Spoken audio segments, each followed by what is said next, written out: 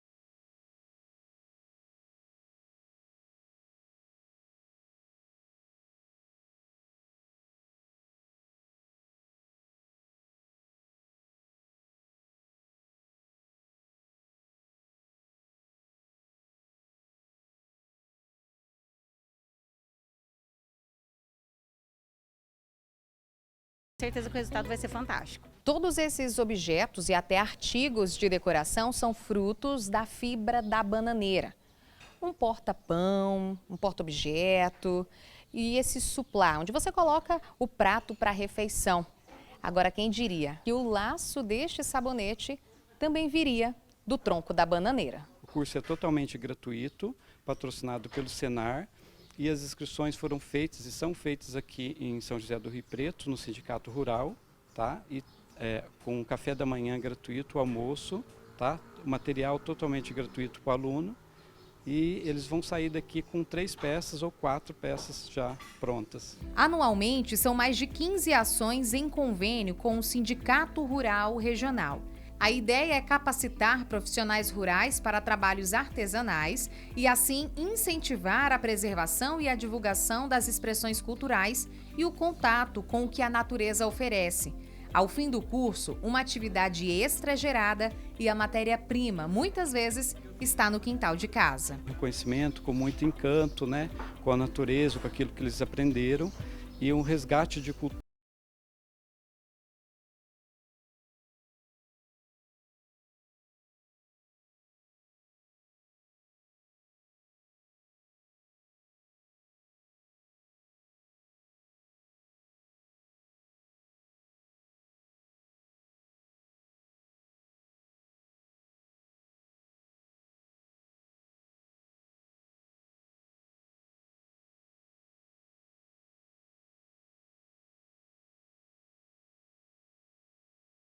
Aproveita agora para conferir como andam as cotações no mercado da carne, veja. A arroba do boi vale em média R$ 248,65.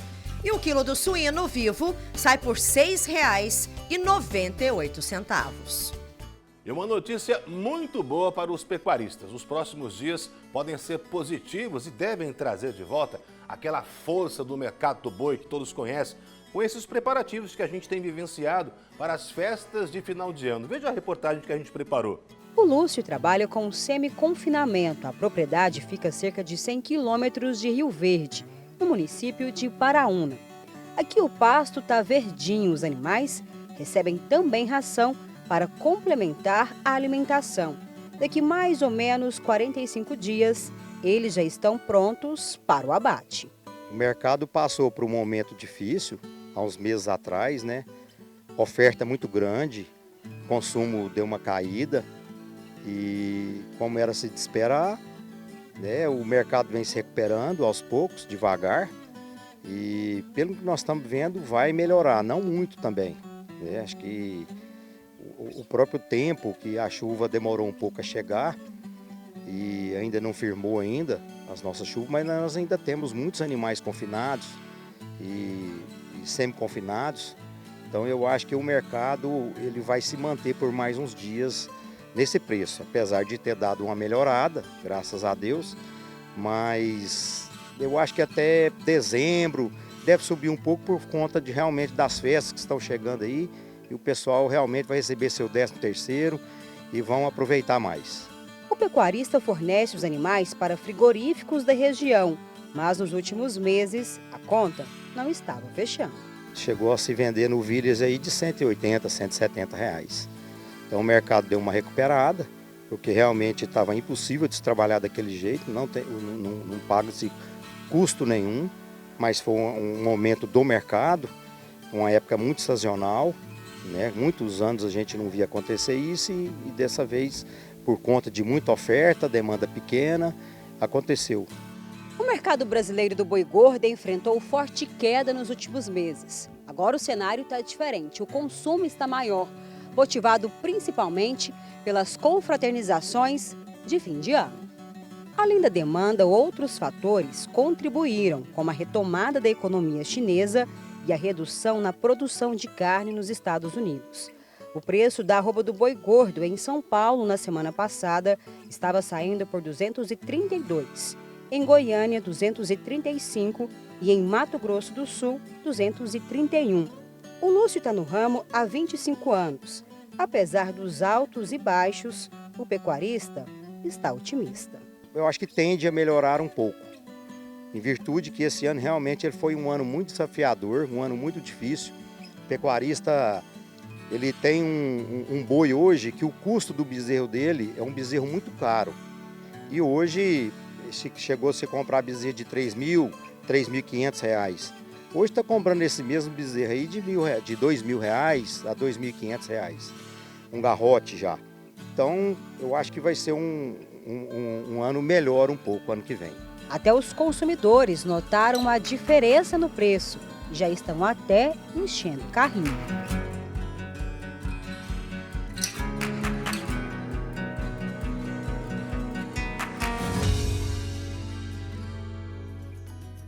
O nosso agro faz aquela pausa rápida, vai lá, aproveita para pegar um suquinho, uma água, vai almoçar agora, ai que gostoso. No próximo bloco vamos ver que o setor de agronegócios teve um aumento na geração de empregos.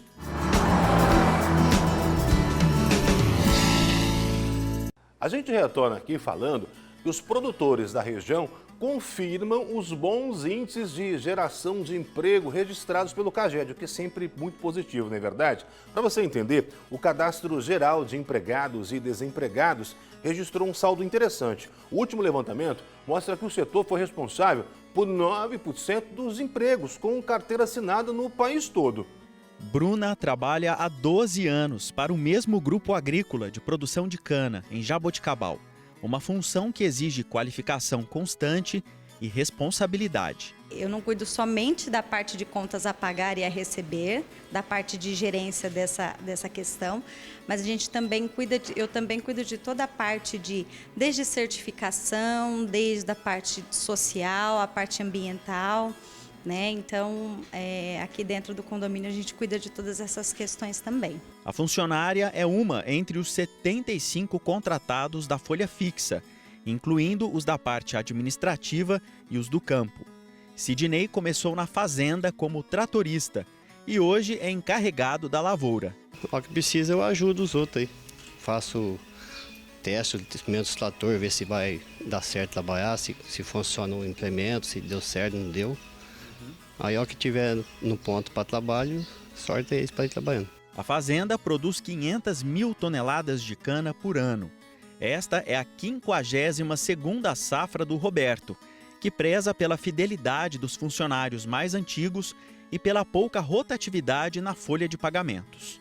Ao ponto de ter funcionário que aposentou aqui e os filhos continuam, os filhos se formaram na propriedade e os filhos continuam trabalhando junto com a gente. Mas há períodos que fogem à regra, em que a folha de empregados cresce um pouco, por força das circunstâncias. A exceção é o período de plantio. Aí a propriedade precisa de mais gente para ajudar no trabalho. Entre fevereiro e abril são contratados aqui cerca de 120 funcionários temporários. Isso porque, ao contrário da colheita, o plantio ainda é manual, cenário que deve mudar aos poucos. A gente está fazendo um monitoramento, fazendo experimento, sempre voltado à qualidade do plantio de cana. Porque o plantio de cana a gente planta, no mínimo ele tem que tirar 5 cortes aí com qualidade. Então a gente está acompanhando esses pilotos nossos e a gente gradativamente a gente vai fazendo essa transformação para o plantio mecanizado. A mecanização no campo tem contribuído para a estabilidade dos empregos, à medida em que os ciclos de mão de obra temporária vão diminuindo.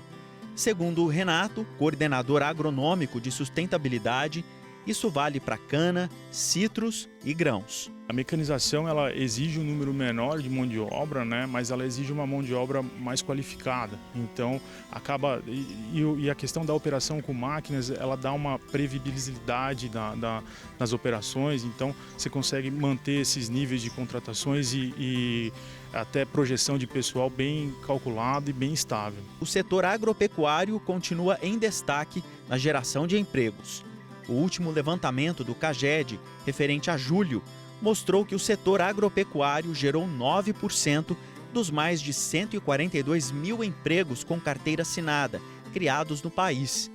Isso corresponde a quase 13 mil vagas, principalmente nos cultivos de soja e laranja. Os citros, em geral, né, ele vai exigir um maior número de mão de obra nas operações de colheita e isso acaba refletindo em novas contratações.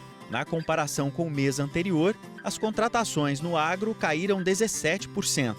Porém, as demissões também registraram queda, de 7,9%. Um termômetro positivo. Para quem já conseguiu trabalho na área e se mantém estável, como é o caso da Bruna, os planos são de continuar crescendo, com fidelidade. Eu gosto muito do que eu faço,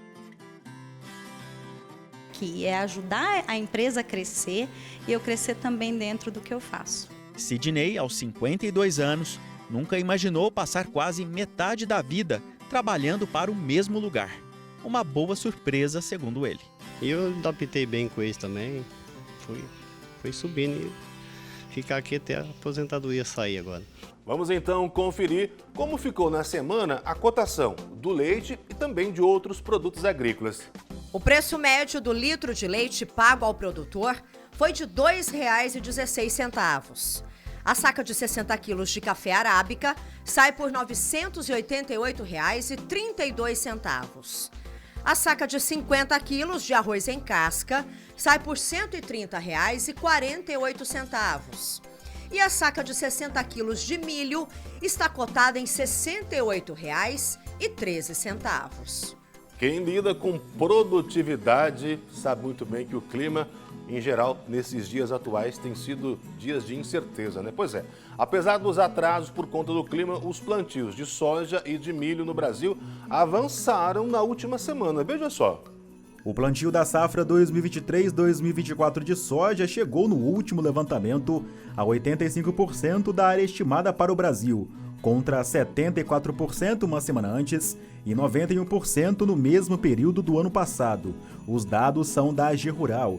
De acordo com a consultoria de mercado, o ritmo dos trabalhos melhorou em relação à semana anterior, puxado pelo forte avanço do Rio Grande do Sul, onde os produtores conseguiram entrar em campo nos intervalos das chuvas. O Norte e Nordeste também apresentaram evolução relativamente boa na semana, mas a irregularidade das chuvas seguiu dificultando a semeadura em diversas áreas das duas regiões. A área estimada para o milho verão 2023-2024 estava a 91% plantada no centro-sul do Brasil até o último levantamento, contra 83% na semana anterior e 93% um ano atrás.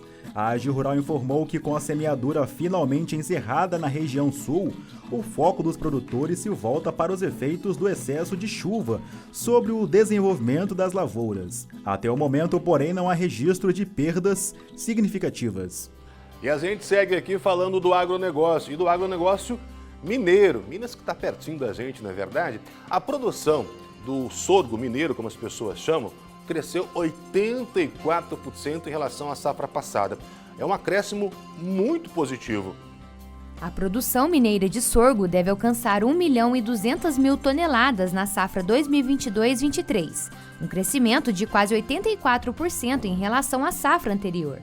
De acordo com o governo de Minas, a área plantada nesta safra deve alcançar aproximadamente 337.600 hectares, um aumento de aproximadamente 46%. Minas Gerais, nessa safra que estamos encerrando aqui em 2023, teve uma produção de sorgo da ordem de 1,2 milhão de toneladas, né? O que coloca o estado como o segundo maior produtor de sorgo no ranking nacional. Esta produção, né, remete a um percentual de 84% superior ao que foi a safra do ano de 2022, o que remete também a uma produtividade da ordem de 3.700 quilos por hectare. Tivemos, nesta safra, um acréscimo de área plantada, que corresponde a alguma coisa da ordem de 340 mil hectares de sorgo.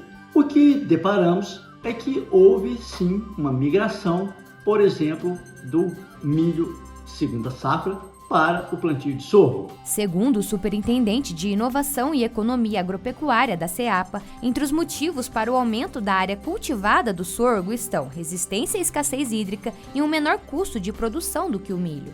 É uma cultura que resiste mais à escassez de água, é uma cultura com menor custo de produção, de boa produtividade, que atende perfeitamente à alimentação de animais, na cadeia de proteína animal.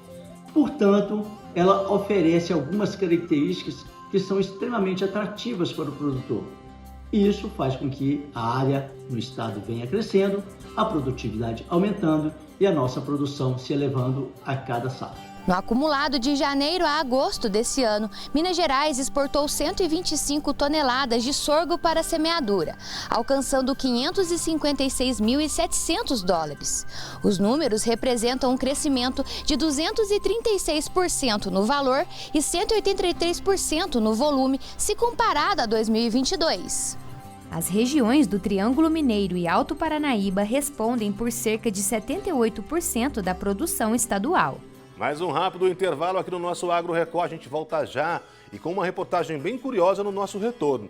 Vamos ver que apesar das incertezas sobre o clima, o cenário ainda é positivo para a próxima safra de café. Vamos ver agora como deve ficar o tempo nesta semana. Veja. Sol com aumento de nuvens ao longo do dia. À noite ocorrem pancadas de chuva. Em Rio Preto, as temperaturas devem variar entre 24 e 38 graus. Em Araçatuba, a mínima é de 23 e a máxima é de 38 graus. E em Presidente Prudente, as temperaturas variam entre 25 e 39 graus. Ah, um cafezinho é bom demais, né? Mas antes dele chegar até a nossa mesa, até a nossa garrafinha, que muitos levam para o trabalho, tem um processo muito longo. Vamos falar sobre o mercado de café. Apesar das incertezas sobre o clima e as preocupações dos cafeicultores, veja, o cenário ainda está positivo para a próxima safra. Ondas de calor e incertezas com o clima. O mercado de café segue de olho na produção brasileira do grão. A volatilidade nos preços futuros do café tem trazido impactos na commodity. A gente está vivendo um momento de volatilidade financeira muito grande, né? Essa sobe e desce do dólar, né? A questão aí de guerras, a questão aí de decisões financeiras, juros, tudo isso está impactando o preço dos ativos e também o preço do café. Esse é um fator. Paralelamente, a gente também está vivendo um momento de transição climática por conta do El Niño, né? Temperaturas elevadas, você tem períodos de corte de chuvas, isso tudo também traz incertezas em relação à produção, né? Então você tem volatilidade financeira, que por si só já traz volatilidade para os preços, e você tem essa incerteza produtiva por conta de clima, né? Então isso aí explica muito dos movimentos que a gente está vendo de café, tanto no mercado internacional quanto no mercado interno. Para o consultor das safras e mercado, as condições para o próximo ano ainda estão sujeitas a diversos fatores, além dos aspectos climáticos. Realmente existe alguma preocupação em relação ao clima por conta do quê? Principalmente desses bolsões de calor extremo, quando você tem uma temperatura muito elevada e corte de chuvas. Mas o cenário ainda, a leitura externa em relação ao Brasil ainda é positiva. Existe um certo olhar de cautela, né, para observar com mais calma, né, mas esperar um pouquinho mais de tempo para ver realmente se vai ter alguma sequela ou não esses bolsões de calor, mas ainda o que a gente percebe lá fora em relação à perspectiva, principalmente a safra brasileira para o ano que vem, ainda a perspectiva é otimista para a safra do ano que vem no Brasil. Cafeicultores estão em alerta quanto aos possíveis impactos do clima para a safra 2024-2025, segundo os pesquisadores do CPEA. Isso por conta das fortes ondas de calor, além de chuvas de granizo que já foram registradas em algumas regiões produtoras de café. O fenômeno El Niño tem trazido incertezas por aqui, mas no mercado internacional as perspectivas para a próxima safra brasileira são boas. A gente tem visto uma preocupação maior aqui por parte dos produtores do que a gente tem observado, por exemplo, dos operadores no mercado internacional. Os operadores no mercado internacional estão olhando para o mercado para a próxima safra brasileira nesse momento ainda com otimismo. Aqui internamente, o nível é de uma preocupação maior em relação aos efeitos desses episódios climáticos em relação à safra do ano que vem. Então, está ainda um pouco distoante. Então, você tem comportamentos diferentes do produtor mais cauteloso em relação ao que ele pode esperar da safra do ano que vem e o comprador lá fora ou os operadores de bolsa lá fora em relação ao que eles estão esperando da safra. Ainda tem um hiato grande entre os dois, lá fora mais otimista, aqui internamente mais pessimista. É essa relação entre essas duas pontas em relação à perspectiva da próxima safra brasileira. Para o diretor-geral do Conselho dos Exportadores de Café do Brasil, apesar das temperaturas mais elevadas no país, é possível que as exportações não sejam afetadas na próxima temporada. Com certeza, o mundo está mais quente, estamos vendo, né? Tem o lado negativo, que a gente precisa investir em agricultura regenerativa, café, clima, mais resiliência, bioinsumos, boas práticas agrícolas, tudo o que a gente identificou no Projeto Carbono. Porque mais carbono, mais boas práticas, mais resiliência. E essa é uma tendência do mundo. O impacto em si, a gente tem que acompanhar semana a semana. O café, digamos assim, saiu daquela fase mais crítica, né, que é o florescimento, o chumbinho, para uma fase de expansão, né? Essa fase diferente que a alta temperatura poderia causar um estrago maior se fosse em outro momento. Mas independente disso, a gente tem que acompanhar, verificar o que o produtor está vendo nas propriedades das regiões diversas. O Brasil tem 35 regiões produtoras, às vezes uma pode ser mais impactada, uma outra compensa, e por isso que desde 2019 a gente exporta 40 milhões de sacas, tirando 2020, que foi para 44,7, que realmente foi um ano muito especial. Mas todos os anos estamos lá, os 40 milhões de sacas. Então o Brasil tem 35 regiões produtoras e os momentos de cada região também são diferentes. Então temos que ir com muita cautela, torcer para as condições geopolíticas no mundo também melhorarem, para a gente também impulsionar o consumo, que hoje cresce lentamente, ou fica de lado, ou cresce lentamente, mas todas essas variáveis têm que ser analisadas e sempre passar para o produtor o cenário mais realista possível, para sempre decisões corretas, decisões embasadas na ciência e com informações ali mais certeiras, em função, obviamente, de um acompanhamento bem profissionalizado. E se o café é uma planta bem resiliente, com o cafeicultor não é diferente. As floradas vieram e resta ao produtor observar o pegamento e o enchimento dos frutos. o futuro da safra ainda reserva esperança. Afinal, o Brasil é o maior produtor e exportador de café do mundo. A gente está vivendo um momento de... O preço, na verdade, ele deu uma reagida aqui no mercado interno. Reagiu por conta do quê? Por conta daquilo que a gente estava conversando inicialmente. Volatilidade financeira, queda do dólar, mexe aqui internamente, mas você teve uma compensação de alta lá fora. Essa incerteza produtiva, climática também gerou questões de estoque, certificados na bolsa. Tudo isso gerou uma situação de alta dos preços. É interessante o produtor olhar esses momentos positivos, né? O preço do café subiu R$100 a saca nesse período de pouco mais de um mês, quer dizer, é uma alta significativa. Ele olhar para esses momentos como períodos de oportunidade, para ele o quê? Ele ir dosando, ele escalonando esses períodos de oportunidade, daí, ao mesmo tempo que ele aproveita esse preço, ele também deixa um pouco de café dele para apostar na continuidade desse movimento de alta. Então, essa seria uma dica interessante para ele nesse momento. Obrigado demais por essa companhia boa. Nosso Agro Record especial desse sabadão fica por aqui. Sabadão que está só começando, né? Que ele seja abençoadíssimo demais para você, para a família. A exemplo do domingão que está chegando, batendo a nossa porta. Se de repente você perdeu algum momento, quer rever, acesse o nosso site, deixa anotadinho, recordtvRiopreto.com.br. Você vai encontrar toda a nossa programação, o que você viu aqui, de repente o que você não conseguiu ver inteiro. Tem todas as reportagens lá. E claro, se você tiver sugestões de reportagens para o nosso agro, manda que a gente gosta demais. Anota o zap também. Pode tirar uma foto se você quiser. É o 17 99618 8829. Obrigado por essa companhia. Você fica agora muito bem acompanhado com ela, Mara Guiotto e o Record Entrevista. Ótimo sábado. Fique com Deus.